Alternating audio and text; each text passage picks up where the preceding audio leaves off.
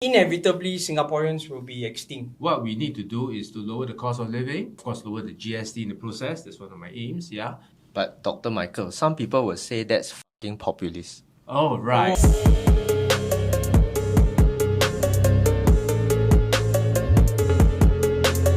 If I'm a populist, well, then I'll admit it. But if being populist means doing the right thing by Singaporeans, then very well, I don't mind being populist because it is the right thing in demand for Singaporeans. What is most needed by our constituents, and that is our primary duty to our constituents. If they feel the cost of living is too high, we must address it and bring it down. Why be involved in politics is so hard, and you know how it is. Okay, first of all, I'd like to start with the campaign that we should all make Singapore our home again, right? And to that, well, let me just make a little jig, right? You know the charm song, yeah? Hi, hello, how are you guys? I'm Dr. Michael Fang. Right now, I'm the election opposition candidate for Yio Chu Kang SMC. And of course, President Teo and his bodyguard. Because we need to keep the president safe. We need to thank our sugar daddy, Tourist VPN, for sponsoring this episode. We, as opposition candidates or even as elected MPs, have a duty to discharge what is in the best interest and is in the best demand. And it is, in fact, a dereliction of our duty if we were to say otherwise and go against the wishes of the people just because we don't want to be a populist. After this GE 2025, what's going to happen if the incumbent government is going to be unchecked? Every one of you must have felt at least $10 increase. I'm pretty sure, right? You are lucky if you didn't. For a family of 4 for 4 years, if you take out a calculator and calculate, all right, one day if it's $10, all right, 1 month is $300, 1 year is $3,006, okay, all right, and 4 years is $14,004. For a family of 4, I've calculated, you don't believe, you take your calculator and check, it's $57,600. We're giving $1,200 or even $10,000 enough to cover the rise in cost of living, and the biggest employer of Singaporeans are actually SMEs. So we must support these SMEs. I'm in favor of boosting SMEs as well as employment for young Singaporeans, as well as extending retirement savings. So we are looking into addressing rentals as well as cost of living crisis. So regarding like rental, right? So yes. I myself, I actually have a real estate license. Nice. So I've seen both sides of the argument, the landlords as well as the business owners. I myself as a small-time business owner, right? So like in some countries, there's this thing called like rent control and things like that. But it's a very debatable issue, right? What are your thoughts on this? Okay, first of all, right, I agree. So there are both sides of the argument to the coin. But the fact is that our rent and our our landlordism system goes unchecked. Okay, very much as we judge by the effects, not by what is being done. Right? It's not what you say, but what you do that's being done. And basically, we see that rental prices have gone way out of sky and out of the reach of most Singaporeans, even for those who want a first home or even a second home. Even when you want to switch from, let's say, you want to upgrade for a 3-room to a 4-room, that's difficult nowadays. Or downgrade, even downgrading is also difficult. Why I say this? Because when prices and real estate PSF has gone up so much, and then the real estate, the commercial as well as the private residences, I mean, they are all very high, and they're escalating. So you want to buy the same 4-room for the same 4-room, it's not the same 4-room because the space of the new unit is smaller, all right, on the whole, on general, all right. And so when you even when you want to switch for the next one, or maybe because you're sick of the old area or you need to upgrade or downgrade, for whatever purpose, or you think that selling your first home, you can make a profit. But no, because after you sell first home, don't you need to buy a second home? And you need to pay a bigger quantum and therefore higher interest for the second one. Otherwise, where are you going to sleep? On the streets. Yeah. So in like, why I raise this issue, right? Because if you look at the trend of real estate across like developed countries, right? Like in the US and like let's say New York and London, right? Yes. There's this trend of the ultra wealthy buying up the building or the apartment and leaving it empty, called ghost buildings.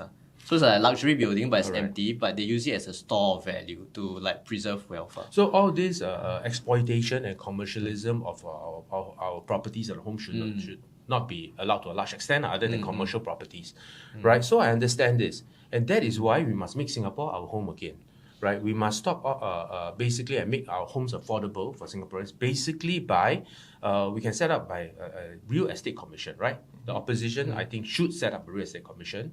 And I've actually advocated in one of my policies that I set up in my book and Golden Letter to the Parliament. Love Vision Singapore 2025, along with the Golden Letter, 10 proposals to Parliament in 2020. Right? It's unfortunate that the incumbent, don't really look or maybe they accept some of the policies which the opposition has set up. That is why you must bring us into Parliament so that we can propose this in front of the people. And yes, a real commission, as a real estate commission, is necessary to set up to basically prevent over-exploitation. So, for example, we could have, if it's too hot, we could actually have it like a fixed increase in year on year, so they don't, when they borrow from the bank, you don't lose money, right? But at the same time, it cannot be overly hot. So we should actually, yes, some kind of a cap on it may be necessary to prevent real estate as being used as a mechanism for wealth generation. There are other methods of wealth generation like stocks and shares, and that people, if they want to make money, the open markets. Yes. Why must you necessarily use real estate? The value of property will eventually decrease to zero after 99 years, right? So this is a statement that was made. This is a statement that's accepted, and we know that homes should not be used as a mechanism for wealth generation because what we are buying from HDB is actually not a home, but actually a lease, a bundle of rights, right? A leasehold bundle of rights for 99 years. In other words, if you look at the contract properly, it's 99 years in advance you're paying the rent. So the HDB, I live in the HDB rental flat. So the HDB pack my rental, I have to pay to my salary. So every month I have to pay $414. $414 for a 2-room rental flat. So, but the problem is,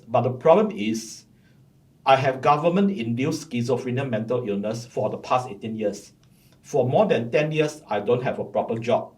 It's only since 2020 June that I started having a more stable job, and I work in the SI company for 4 years. Do you think the HDB is justifiable in charging me $414 per month for a 2-room rental flat by pegging my the rental I have to pay to my salary? Because, as you know, I only started having proper job since 39 years old. If you round it off, that means I only started working at 40 years old. Okay, let me address the question. Firstly, of course, I'm not sure if there's a proper classification for government-induced schizophrenia, right? All I know is, for my knowledge, I only know schizophrenia as a general condition. All right, but what I can say, however, is that it's pretty unfair to charge you $414, right, for a 2-room rental flat, because if you see, public housing schemes around the world, it's actually pegged to salary, and our pegging here is actually to a pretty low, salary threshold for rental flat, allowance. So, in fact, for most people to qualify for rental flat allowance, it's actually below $1,000 or what. So $400 means that you have very little to get by. There can be more room for compassion in these cases, definitely. But I think the HDB rules with iron fist, they are very high-handed. Yes, that is why you need more voices in Parliament, don't you? Right? So if you don't want you don't want government to be so high-handed, then of course you need some moderation in voices, a more balanced Parliament, right? Let's say you win. Do you have the same powers as PAP to support us? Okay, let's put it this way, okay? Every change in government takes about 5 to 10 years. So you're actually voting for this. If you steadily apply the pressure and put the momentum on, you'll take 5 to 10 years in order to establish. So you have to start somewhere. You think that starting now, you can actually get somewhere, you have to give the person or the parties 5 to 10 years as a building plan. Right or not? Because you say, just because you can't see the end, you don't start the race. Then you never start the race. The people will never get what they want if they don't start the race. They never put that say, okay, I want this now. I know it's not going to happen, but it will be 5, 10 years down the road. Trump also has the same plan. When he lost, did he just say, I never see the end, so I give up? No. When Sun Yat-sen, right, Sun Zhongshan, right, the Chinese, how many times did he try? The founder of modern China. Yes, and he had to try 8 times before it happened. Pakatan Harapan didn't happen overnight. It took 5, 10 years. Same thing. right? You're not going to see changes now in 5 years, but you need to apply the method. Otherwise, let me ask you a question. If there is no simple pressure, for the immediate question is, how are you going to survive without the opposition applying pressure for the next 5 to 10 years? Number one. So you need good MPs there. You need people who are able to speak up. Number two, after 5 to 10 years, don't you need to apply a plan for your retirement savings to be extended? Yeah, right. Otherwise, how a person is 70 years old going to live until 90? I mean, nowadays, life expectancy increase, right? You're not expecting the person to run out of savings and jump out of a building, right? That would be very bad. Which you can see the number of elderly suicides now is on the rise. Yeah. We don't want that kind of scenario to happen, don't we? So for that to happen, the people have to put their foot down and say, yes, we are going to do this. We are going to elect Dr. Michael Fang and similar like-minded politicians in Parliament, so they put a check and balance first, and then stop all the GST increases, maybe reverse it, right? Help our own people, help our own businesses, help our own employees, all of us, you, me, Teo Ming, right, and Shen, all sitting at the table, all of us, plus the old folks. We'll carry them along, we'll bring them a better life, and we'll build retirement savings and build generation wealth. Generation upon generation. This is what we must do, we have to, and we shall do, okay?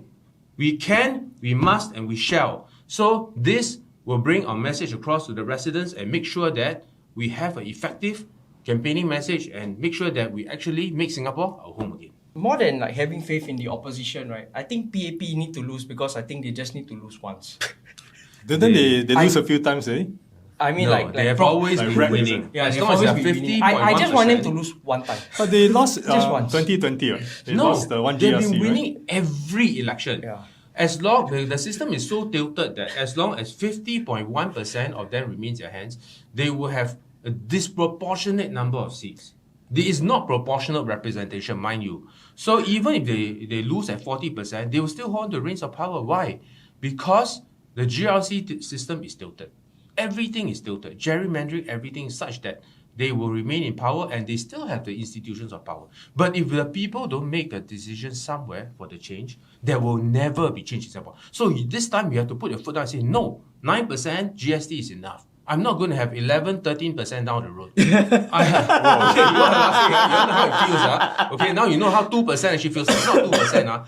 If you look at a cup of coffee or your cai peng or your one-time meal, like they say, why can't you afford $5 or $8 for one-time meal? I don't know which one is it, but I mean, it looks really bad if it's like you're talking about one-time meal comparing to pasta at the restaurant, right? You really don't know what's going on with the people's lives, right? I think I speak for a number of Ang Mo Kio residents. We have a foreigner crisis.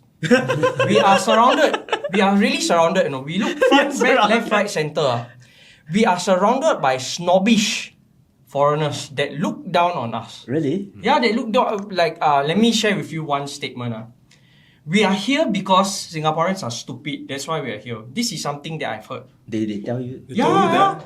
And you know what's the funny thing? our kampung area, the playground, right? Last time there'll be like one foreigner. That's my time. 1 or 2 foreigners. Now, right, my niece is getting bullied by a group of foreigners.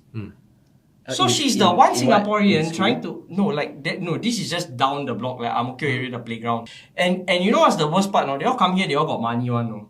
As in like, I also wonder like our housing price. Why not you charge them 500k, then for us 100k? I tell you, actually, that's quite possible. And one more thing, it is. Let me explain something, okay? Of course, construction costs only lah. Not talking about land costs and other things. Okay, now let's focus on what he's trying to say. All right. Before I address other things, let's focus on what I'm trying to say. Okay. So first thing is that okay. Number one, my official stance is Singaporeans are never stupid. All right. To make a statement like that is actually insulting to Singaporeans, and I think it is the Singaporean policies that are making Singaporeans look stupid. So the problem is who voted for these policies. I mean, we gave our trust and what? I mean, we're all smart people, right? I'm sure some of us are moderately smart, yeah? And to vote for such policies, giving blind faith is where the error has occurred, yeah? So normally when you make a mistake, you don't make a mistake again, right? We try not to, to our best extent. So if you think PAP is perfect, of course, go ahead, vote for them. But if you think there's some way to improve, what's going on, then maybe you should consider us as well, because if you don't give them a wake-up call, you know what happens? Like what I said, make mistake again. So the foreigners are saying this because they are enjoying the Singaporean policies that put them in first place. Like for example. Oh, really? Yes, like for example, we are giving hundreds of million dollars to foreign scholarships, whereas our own people have to pay through their nose to get to university. Now, young parents out there ask you, how much are you paying for your children's education? Do your children get free meals? Especially those who are poor. And then do you have to pay through your nose to go to university? How many of you have actually taken loans to support the sons and daughters through university, only to find that they have paid hundreds of millions of dollars to foreign scholarships? And whether they deserve it or not is another issue. Okay. I mean, Yes, Actually, President. actually, after finishing my NUS university education, I have a outstanding university study loan of 40K. But because after my graduation from NUS is actually in December 2006, in 2007 I joined Defence Science and Technology Agency. So DSTA. I made some remarks about Minister Mentor Lee Kuan Yew. So after a few months later, I suddenly get government-induced schizophrenia mental illness. So because I get schizophrenia, so I wrote into DBS Bank. So they never chased me for the outstanding university study loan of 40K anymore. So guys, okay. life hack. Yeah. Yeah, if the loan is you're being hunted down by any bank loan, just write in and say you have schizophrenia. Government-induced schizophrenia. Government-induced schizophrenia. Number one, I don't know if it's such a classification, but number two, you're just lucky that DBS actually excuse you. Okay, it's not an excuse not to pay your loans, all right? So you're lucky, but not every Singaporean can get away with it. And this is a classic life case. How much you pay for your education, and these foreigners get free education. Yeah. Why don't we channel these funds to our young people, right? And to our elderly? Actually, a parent in our midst. I mean, the rest of us, we are all these clowns. But then we have someone that works very hard as the bodyguard of President Teo. He actually has 2 children to feed for real. Yes. So Ashim, we would like to hear from the parent, the only qualified person to speak on this. Yeah, so I got to do this dangerous jobs. Yeah. That's why for President Teo. But I do agree with some things that are being said. But I also have another question. Do you think that so many people should be going to university in the first place? Okay, we are a small country, all right? If you say, let's say, I'm not racist, like India or China, right? They have huge populations, right? They need diplomas, they need people to work the ground, carpenters, so on and so forth, right? All jobs are pretty noble, so please not denigrate any jobs. What I'm saying is that, they have a structure in society for what? But we as a small country, advanced resources, if we don't train our people to the best of our extent, it is our failure and as a nation, as a duty, right, to our young people. Why have we not trained almost now 40 years of education system or 60 years of education? Why have we not trained people to be adequate enough to fill the jobs? And then suddenly we say, oh, we don't have talent for the jobs. Hello? Is it a failure of training? Is it people don't have enough resources to go to university? Why not? And also, right, our people can spread all over the world and have the jobs. Are you saying the world is not a global oyster? The government has always been saying our global oyster, right? So what is the issue here? Because we are a small country, we can afford to do that. Let's do it, right? And let's make sure all our people have proper educations and proper funding for educations. We should not and never be giving out our monies for foreign scholarships to come here to take our jobs. I think the issue is not only on education, but in terms of like certification, but like a lot of our institutions, they are actually very backward in the stuff they are teaching. Yes. Yeah. So that is exactly why in my 202 paper, the Golden Letter to Parliament, I've actually stated that we can do an open jobs university. Okay, could you explain to the layman what's the difference between the current university system and this like open university concept the open you jobs are proposing? System, right? One of the good things I propose is that it's more flexible. So in other words, it can adapt quickly to rapidly changing market conditions. So even AI, IT can use this, right? And these are in the tech people, in the know people. So they will only come in and say, okay, these are I don't have a skills mismatch. I don't have this, I don't have that. Never mind. Now the government gives you a chance, or maybe I come in with this proposal to give you a chance. And okay, you teach them what you need to know, right? That's your downline, right? But I will give you a benefit in return. I will give this company either X rebates or maybe a lower cost of labor, yeah? But we fix them in the jobs for the next 2 years, so they get the necessary training. In addition, I also propose to put in a training allowance, right, which I think the government has actually adopted. So that's one of the good things, right? One of the rare things that they adopted from me. So the training allowance will allow people to transition, right? For those with families especially, right? You have to eat, right? You can just go for training and don't eat, right? That's crazy. So you have to transition and make sure that you can still carry with cost of living expenses and all that, right? So this is what I proposed, and they have actually done a $3,000, I think, a month, up to $3,000 for 3 hours. So this is for the people with families to bring over. So you're saying this university is actually run by the private sector? The lecturers are by the private sector, but the institute can be by the government. Shane, what are your thoughts about Actually, this? I've quite that's a very interesting idea, because one of this may be a controversial take, so don't cancel me for this. But because I myself, I think John as well, we've been through the education side of things for a while. Yeah. So what I feel is that there's actually an oversupply of graduates, and the reason is that everybody has this anxiety, right? If I do not get a degree, I will not be able to access this particular pay bracket, and that's why everybody's trying to get a degree no matter what. And if you look at the statistics now, about 42% of every educational cohort will get a degree. But my question is this, right? Originally, a degree education is really meant for people who are considered the cream of the crop, right? You're supposed to be at least 1 to 2 standard deviations above what's considered the average. So if you entered university in the old days, that's why during our parents' time it's such a big thing, right? If you get a degree, it's like, whoa, the whole kampung celebrates. But now it's like whatever. Everybody else gets a degree, right? And what you notice in the States, there's this thing called degree inflation. People are getting degrees, but they're becoming baristas. Yeah. Right. So Starbucks, University of Starbucks, Starbucks might as well just have a university. Yeah, I think we're having that problem here. Like people who may not have the aptitude for a degree are rushing for that because that's the anxiety there. Okay, and I see this a lot in students I teach as well. And I do ask them, I say, okay, what do you want to do after? Why are you doing uni? Why are you here? What's the purpose? And they just stare at me and say, give me my grade, please. What's the right answer? I was like, okay, look, young person, you're in uni because you're supposed to... You're scared. You're scared, yeah. You're supposed to think. You're supposed to be able to find a knowledge gap. You know what's missing in the industry. You're supposed to be able to see things from a bigger point of view. But I notice most people in a degree education now, they just want to get the degree. So they're buying insurance. Essentially that. It's a kind of, the vibe is that I just need a paper, okay? I don't care how I get it. Just give me the paper. And this should give me access to pay.